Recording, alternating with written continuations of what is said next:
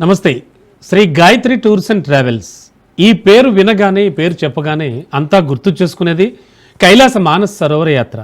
అసలు యాత్రల్లోనే రారాజు లాంటి కైలాస యాత్రకు తెలుగు రాష్ట్రాల నుంచి ఇప్పటికే సుమారు 600 మందికి పైగా యాత్రను చేయించినటువంటి ఏకైక ట్రావెల్ ఏజెన్సీ అని చెప్పాలి.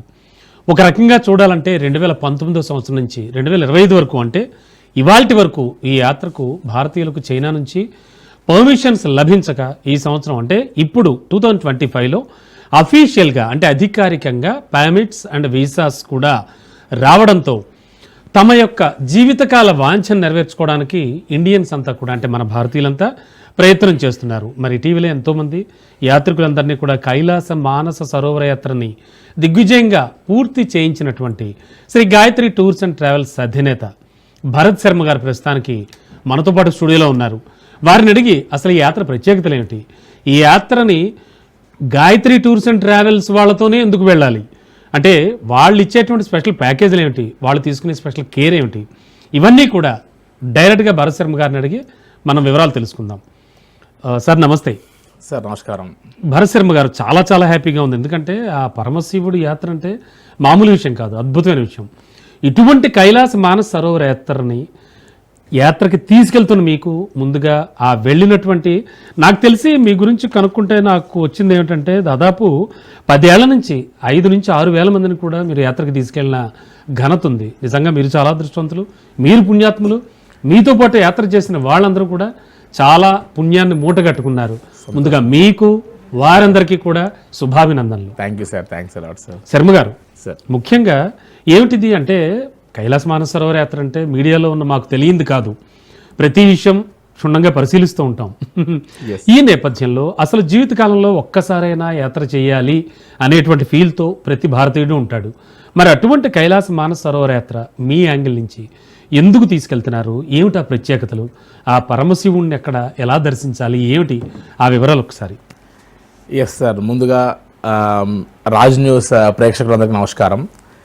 సార్, కైలాష్ మానస సరోవర యాత్ర అనగానే అది రారాజు లాంటి యాత్ర అని మీరే ఇందాక అంటున్నారు. అది చార్ధామ్, అమర్నాథ్, ఈ కాశీ, రామేశ్వరం లాంటి అన్ని యాత్రలు అయిపోయిన తర్వాత 12 జ్యోతిర్లింగాలు, శక్తిపీఠాలు ఇవన్నీ పూర్తయిపోయిన తర్వాత ఎక్కడికి వెళ్ళినా సరే మనం ఒక విగ్రహ రూపంలో ఉన్నటువంటి ఒక విగ్రహాన్ని దర్శించి, స్పృశించి, స్మరించి ఆ గుడి గోపురం చూడంగానే ఎంతో తన్మయత్వాన్ని చెంది ఆనందపడి పరవశించిపోయి, నేను కాశీ వెళ్ళా, స్పర్శ దర్శనం చేసుకున్నా, నేను పలానా దగ్గరికి వెళ్ళా, పలానా చేసి అభిషేకం చేశా అని ఆనందపడేటువంటి ఆ పరిస్థితులలో ఇవన్నీ దేవాలయాలు, గుళ్ళు, విగ్రహాలను దర్శింపజేసేటువంటి యొక్క ఆధ్యాత్మిక యాత్రలు అయితే ఇవన్నిటికి మించి నెక్స్ట్ లెవెల్లో సాక్షాత్తు పార్వతీ పరమేశ్వరుని మన కల్లారా చూసేటువంటి ఒక అద్భుతమైనటువంటి యొక్క యాత్ర ఏదైనా ఉంది అంటే అది ఏకైక కైలాష్ అండ్ మానస సరోవర్ మాత్రమే సార్.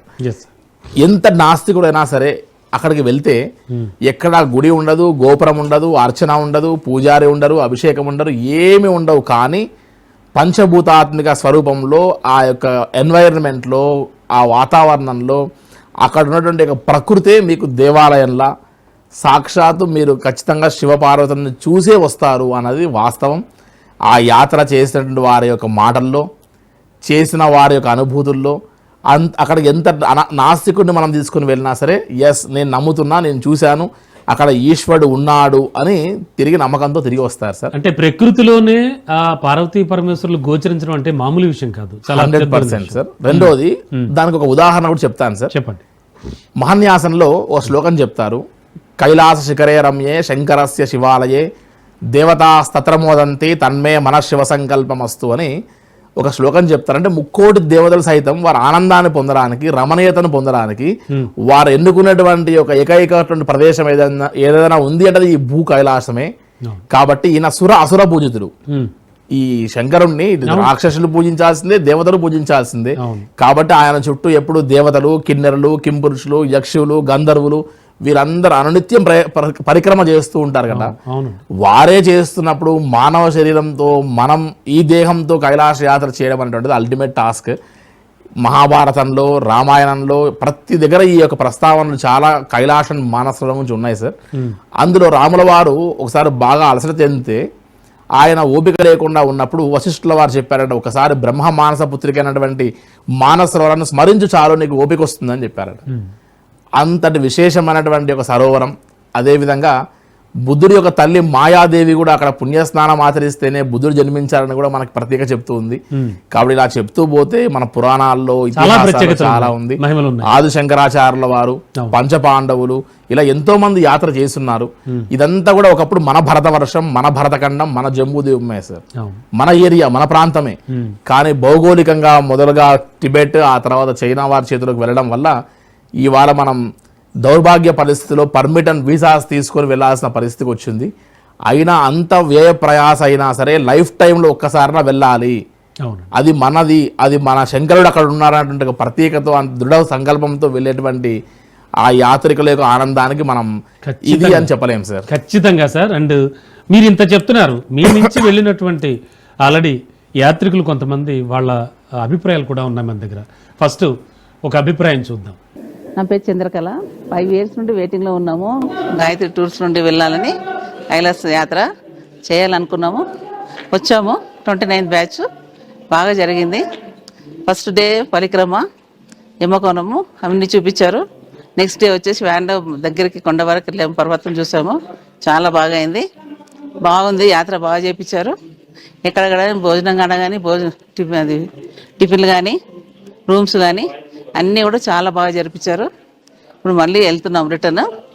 అందరు కూడా పరిక్రమ చేసి అందరు హాయిగా సంతోషంగా ఉన్నారు, ఏ ఇబ్బంది లేకుండా ఉన్నాం.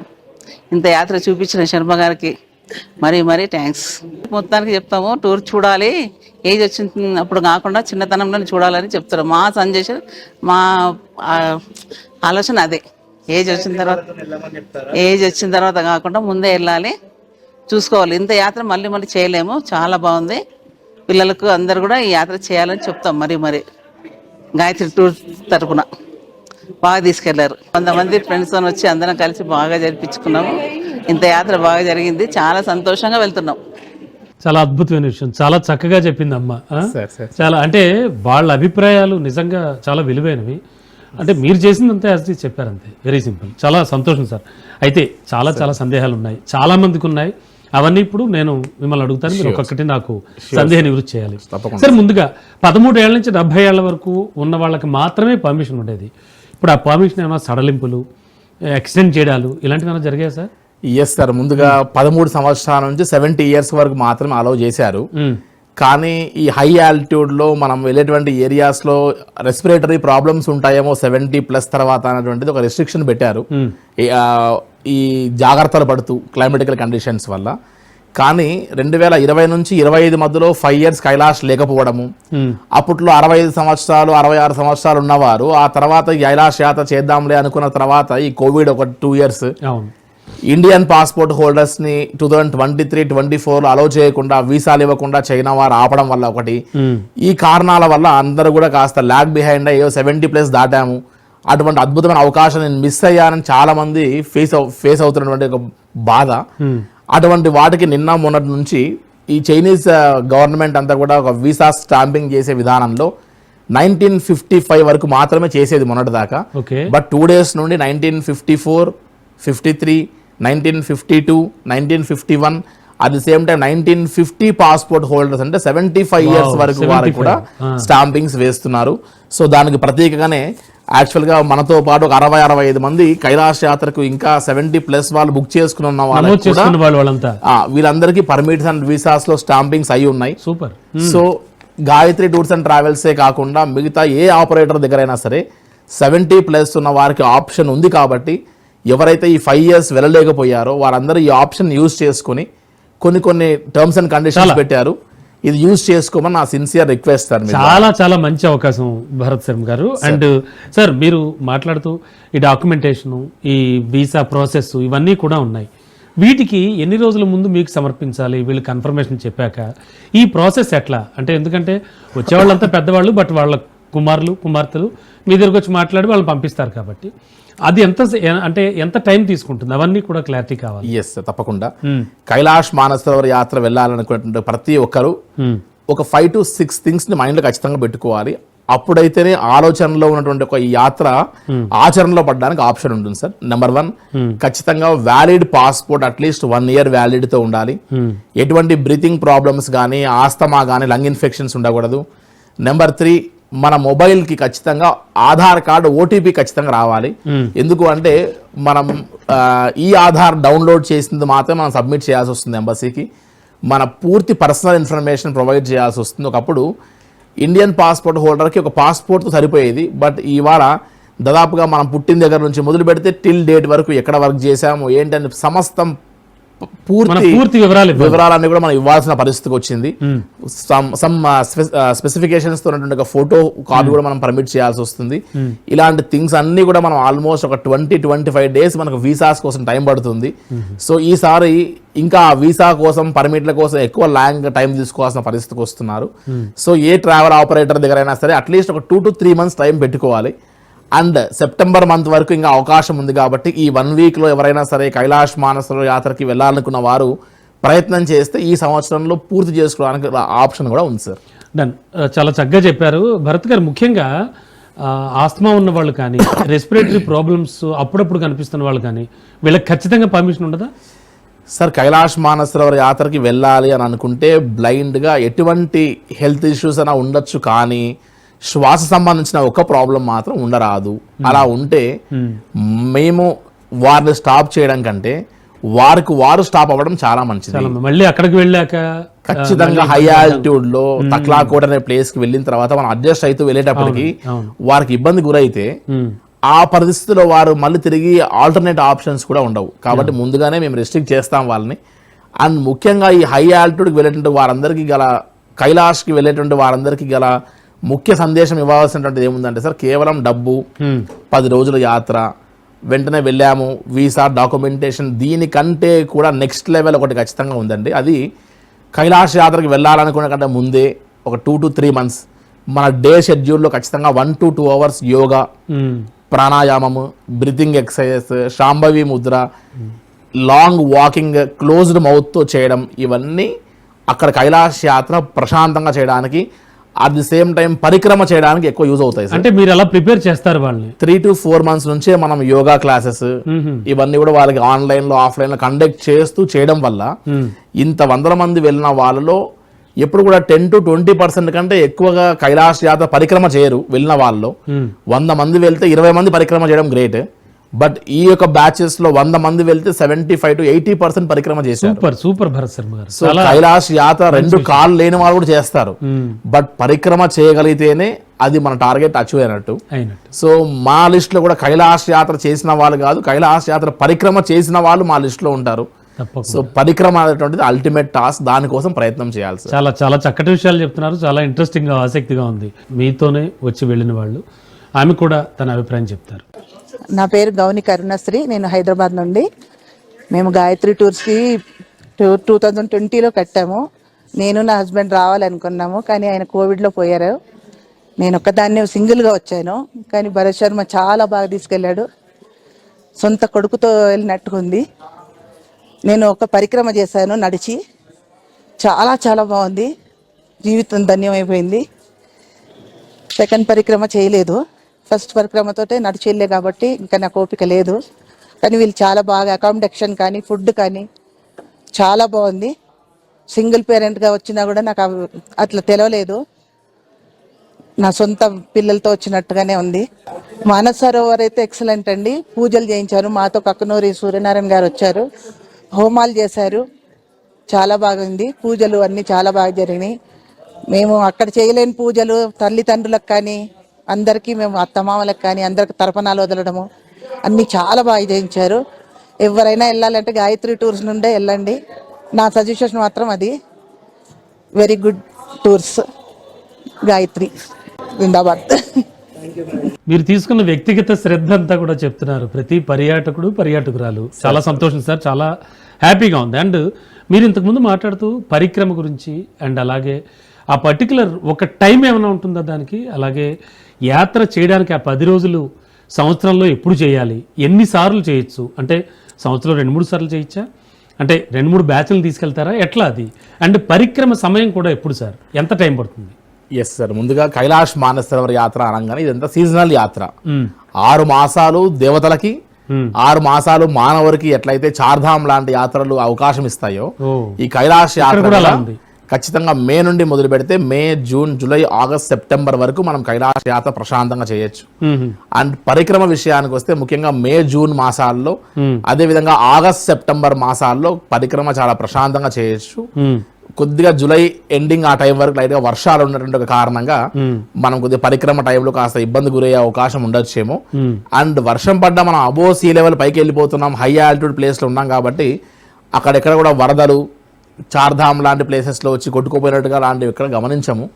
ఓన్లీ డ్విజిలింగ్ అవుతుంది. ఆ డ్విజిలింగ్ లో కూడా ఆక్సిజన్ కంటెంట్ ఎక్కువ ఉంటుంది, అందులో కూడా మనకు ఆక్సిజన్ దొరుకుతుంది కాబట్టి అది కూడా ప్లస్ పాయింటే.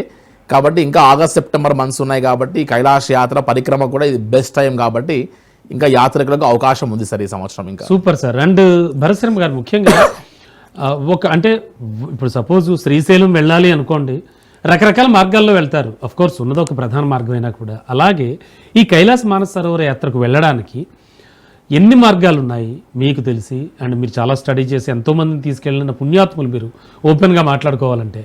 అండ్ అలాగే మీరు సజెస్ట్ చేసేటువంటి బెస్ట్ రూట్ ఏది యాత్రికులకి? సార్ కైలాసన్ మానసరోవర్ యాత్ర అనగానే చాలా మందికి ఒక 3-4 రూట్స్ ఉన్నాయి. ఒకటి గవర్నమెంట్ ఆఫ్ ఇండియా ఆపరేట్ చేసేటువంటి మినిస్ట్రీ ఆఫ్ ఎక్స్టర్నల్ అఫైర్స్ మార్గం ఏదైతే లిపులేక్ పాస్ నుండి, అది కేవలం ఒక 500-600 మందికి అది ఇండియన్ గవర్నమెంట్ ఆపరేట్ చేస్తుంది. సెకండ్ మార్గం ఏంటి అంటే ఎన్ఆర్ఐ వారందరికీ వయా లాసా నుండి కూడా రావచ్చు డైరెక్ట్ గా చైనా నుండి. సో అదొక బెస్ట్ ఆప్షన్ ఉంది. థర్డ్ మార్గం ఏంటంటే కాఠ్మండు నుంచి బై రోడ్డు వెళ్ళేటువంటి ఒక మార్గం, అంటే హైదరాబాద్ టు కాఠ్మండు ఫ్లై అయ్యి కాఠ్మండు నుండి కీరోంగ్, అక్కడ నుండి సాగా నుంచి మానసరోవరం ఎంటర్ అయ్యేటువంటి మార్గం. అది ఆల్మోస్ట్ లెక్కేస్తే ఒక 2000 కిలోమీటర్ల వరకు బై రోడ్ వెళ్ళేటువంటి ఒక మార్గం. ఆ రోడ్లో వెళ్ళి 2000 కిలోమీటర్లు by road Kathmandu to Kathmandu 14 రోజులు, మళ్ళీ up and down 2 days, local sight seeing 2 days లెక్కేస్తే 18 days యాత్ర బై రోడ్.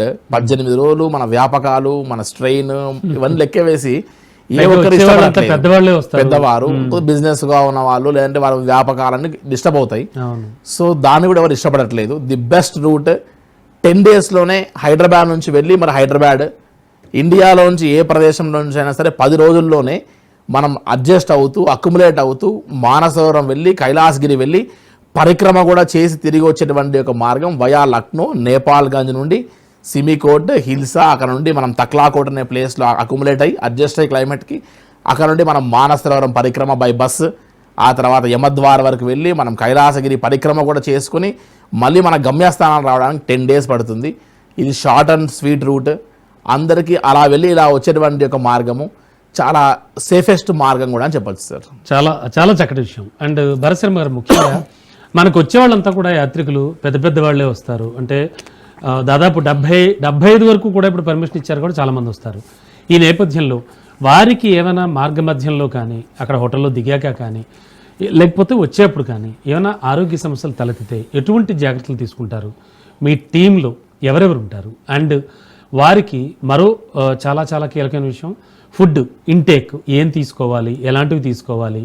మీరు అందించేటువంటి ఫుడ్ విషయంలో కానీ ఇప్పటికే చాలామంది సందేహ నివృత్తి చేశారు. మీతో పాటు వచ్చిన పర్యాటకులు చాలా చక్కగా చెప్పారు. మీ వైపు నుంచి కూడా ఆ క్లారిటీ కావాలి నాకు. ఎస్, తప్పకుండా సార్. కైలాష్ మానసరోవర్ యాత్ర అంటేనే హై ఆల్టిట్యూడ్ అని ముందే చెప్తున్నాం. అవును. బ్రీతింగ్ ప్రాబ్లమ్స్ ఉన్నవారు, ఆస్తమా, లంగ్ ఇన్ఫెక్షన్స్ ఉన్న వారికి నో ఎంట్రీ అని చెప్తూనే ఉన్నాం. ఇక్కడ ఎవరైతే ముందుగానే ప్రాణాయామము, బ్రీతింగ్ ఎక్సర్సైజ్ చేస్తే అక్కడ ఇబ్బంది ఉండదని చెప్తున్నాం.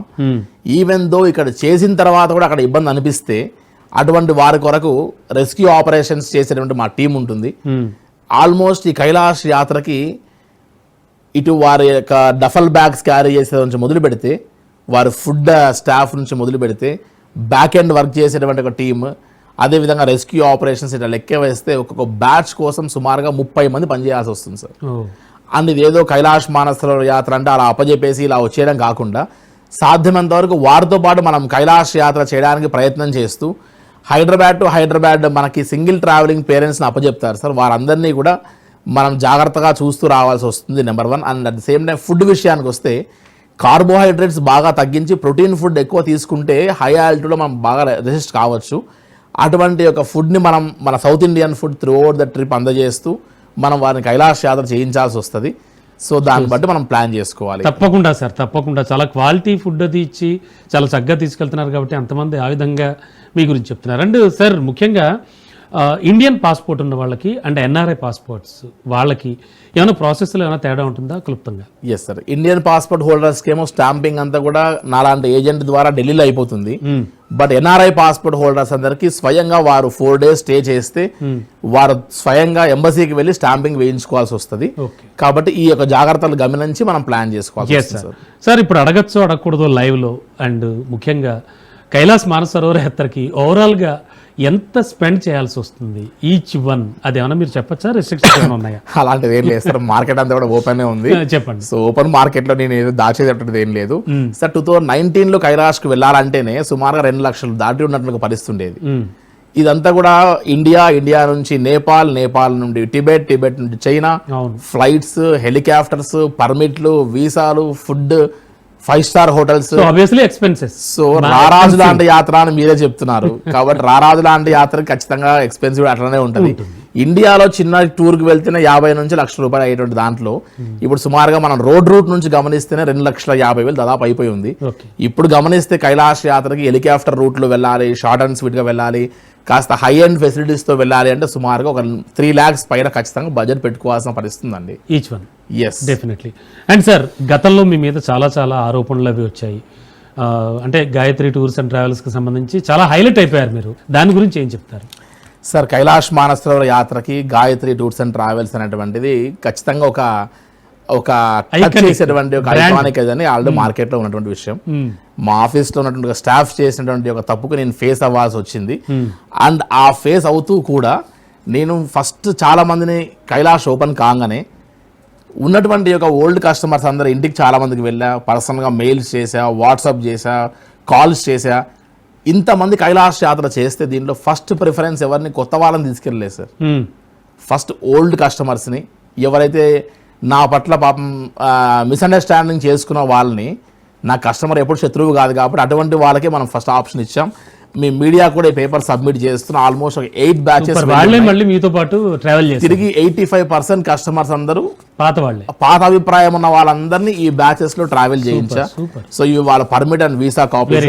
మీరు కూడా ఖచ్చితంగా మిగతా వారు ఎవరైనా ఉంటే వారిని కూడా పాజిటివ్ మైండ్ గా స్వీకరించి ఖచ్చితంగా కైలాష్ యాత్ర చేయించడంలో మా రెస్పాన్సిబిలిటీ ఇంకా మిగిలిందని భావిస్తా సార్. తప్పకుండా సార్. సార్ మనకి సమయం కూడా ఎంతో లేదు. అండ్ ఇంకొక చూడమణి గారు కూడా తన అభిప్రాయం చెప్పడానికి మనకు సిద్ధంగా ఉన్నారు. అయితే అంతకంటే ముందు ఒక షార్ట్ అండ్ స్వీట్గా ఒక్కటి నాకు ఆన్సర్ చెప్పండి.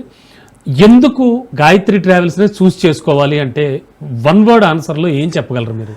అంటే చాలా ట్రావెల్స్ ఉన్నాయి, మీకు తెలియదు కదా, చాలా పెద్ద మార్కెట్ ఇది. ఎందుకు మిమ్మల్ని చూస్ చేసుకోవాలి కైలాస్ మానస సరోవర యాత్రకి? సార్ నేను చెప్పేటువంటి దానికంటే కస్టమర్ యొక్క ఫీడ్బ్యాక్లోనే ఉంటుంది అంతా కూడా. కొంతమంది కస్టమర్స్లా కాకుండా ఓన్ పేరెంట్స్ని అప్పచెప్తారు. ఇందాక ఒక పెద్ద ఆవిడ ఉన్నారు, ఆవిడ 70 years ఉన్నాయి, వారి ఇంట్లో వాళ్ళు సహకరించలేరు, వారు రాలేరు. అటువంటి వారిని మనకు అప్పచెప్పినప్పుడు తిరిగి వారిని హెల్త్ అండ్ మిగతా అన్ని విషయాల్లో జాగ్రత్త తీసుకొని వచ్చి మనం జాగ్రత్తగా అప్పచెప్పగలగాము అనేటువంటి ఒక నమ్మకం ఉన్నప్పుడే మనం టచ్ చేస్తారు. ఇది ఏదో మిగతా యాత్రలా కాదు. కైలాష్ యాత్ర ఈజ్ ఎంటైర్లీ డిఫరెంట్. డబ్బుతో కానీ మిగతా దాంతో కానీ యాత్ర చేయలేము. అందుకొరకని గాయత్రి టూర్స్ అండ్ ట్రావెల్స్ తీసుకునే జాగ్రత్తకి మా డోర్ టచ్ చేస్తారు సార్. Definitely sir. అందరికీ నమస్తే అండి. Hyderabad Shri Gayatri tour and travels అధినేత బర్శర్మ గారి ఆధ్వర్యంలో ఈరోజు ఫస్ట్ బ్యాచ్గా 98 మంది జూన్ 29 బయలుదేరి ఈ రోజుతో యాత్ర చాలా ఆనందంగా ఎక్కడ ఎటువంటి ఒడిదోపులు లేకుండా వారు సత్రం నిర్వహించారు. ఎక్కడ కూడా మా భోజనాలకు కానీ, టీ టిఫిన్లు కానీ, నివాసం ఉండడానికి కానీ ఎక్కడ కూడా ఎటువంటి ఇబ్బందులు కలగకుండా చక్కగా తీసుకొచ్చారు. వారు ఏ మాట మీద అయితే మాకు జాయిన్ చేసుకున్నారో ఆ రకంగా ఆ కార్యక్రమం నిర్వహించారు. ఎటువంటి ఆటంకం లేకుండా చక్కగా నిర్వహించి ఈ రోజు మేము తిరిగి మళ్ళా మా స్వగ్రామాలు చేరుకుంటున్నాం. సార్ భరశర్మ గారు, మీరు తీసుకునే కేర్ గురించి చెప్తున్నారు మేడం చూడమణి గారు. చాలా అదృష్టవంతురాలు, చాలా చక్కగా యాత్ర చేసుకొచ్చారు. Sir last but not least ఒక డౌట్. పోలీస్ డిపార్ట్మెంట్ కానీ ఇంకా ఇటువంటి కొంతమంది హైరార్కీలో ఉన్నవాళ్ళు, బ్యూరోక్రాట్స్, ముఖ్యంగా పోలీస్ డిపార్ట్మెంటే, ఇలాంటి వారు కొంచెం కేర్ఫుల్గా యాత్ర చేయాలి, అక్కడ డాక్యుమెంటేషన్ విషయంలో ఏదో సమస్య వస్తుంది అంటున్నారు. దాని గురించి చాలా క్లియర్ కట్గా వివరించాలి మీరు. ఎస్, తప్పకుండా సార్. కైలాష్ మానసరోవర్ యాత్రకి మనం ముందుగా పర్మిట్స్ కోసం, వీసాస్ కోసం అన్ని కూడా పర్సనల్ ఇన్ఫర్మేషన్ అంతా సబ్మిట్ చేసినప్పటికీ, ఇందులో మేము పోలీస్ డిపార్ట్మెంట్లో వర్క్ చేస్తున్నాం మేము అని చెప్పినప్పటికీ కూడా హిల్సా బార్డర్లో వెళ్ళిన తర్వాత వారి మొబైల్స్, మన మొబైల్స్, ఈచ్ అండ్ ఎవ్రీ మొబైల్ని ఖచ్చితంగా ప్రతి pin to pin, gallery, recycle bins నుంచి మొదలు పెడితే మన ఫైల్స్ అన్ని చెక్ చేస్తారు. మన మొబైల్లో పాటు మన పాకెట్ ఉన్నటువంటి ఒక పర్స్ కూడా తీసి చూస్తారు. సో ఇవన్నీ చెక్ చేసినప్పుడు ఎక్కడన్నా సరే వీరు పోలీస్ డిపార్ట్మెంట్లో వర్క్ చేస్తున్నారని మన స్క్రీన్ పైన ఉన్నటువంటి ఒక ఫోటో వల్ల కానీ, లేదంటే మన యొక్క వాట్సాప్ డిపి కానీ, మన యొక్క వాట్సాప్ చాటింగ్స్ లో కానీ, గ్యాలరీలో కానీ ఎక్కడ కనపడ్డాయి, కనిపించిన ఏ చిన్న డిపార్ట్మెంట్ లో వర్క్ చేస్తున్నారనే స్మెల్ వచ్చినా, మీ పర్సులో ఉన్నటువంటి ఒక ఐడి కార్డు దొరికినా సరే ఖచ్చితంగా పక్కకు పెట్టి చేస్తున్నారు. 2 days కస్టడీలో పెట్టుకొని ఒక స్పైగా భావించి వారి యొక్క పర్మిట్ అండ్ వీసాను రిజెక్ట్ చేసి వారిని తిరిగి పంపిస్తున్నారు మళ్ళీ బ్యాక్. ఇదంతా కూడా ఇండియన్ గవర్నమెంట్ మీద ఉన్నటువంటి కక్షను ఆ రకంగా తీర్చుకుంటున్నారని ఇండైరెక్ట్గా చెప్పొచ్చు ఒక రకంగా. దయచేసి అంటే మా దగ్గర ఫస్ట్ బ్యాచ్లో వెళ్ళినటువంటి వారు ఒక 3 members డిపార్ట్మెంట్లో ఉన్నవారు ఉన్నారు. మిగతా వాళ్ళకి వాళ్ళ యొక్క మొబైల్స్ అండ్ పర్సెస్ అన్ని కూడా జాగ్రత్తగా పక్కకు పెట్టి వెళ్ళారు. ఇండియన్ బార్డర్లోనే, చైనీస్ బార్డర్ ఎంటర్ అయ్యేటప్పుడు దయచేసి తీసుకెళ్దని చెప్తున్నాం. మళ్ళీ కూడా అటువంటివి ఏవి కనపడ్డా కూడా ఖచ్చితంగా మిమ్మల్ని తిరిగి బ్యాక్ పంపిస్తున్నారు. ఇది మన యొక్క ఏపీ, తెలంగాణ కాదు, ప్రతి స్టేట్ లో ఉన్నటువంటి పోలీస్ ఆఫీసర్స్ అనుకున్న రూల్ అది.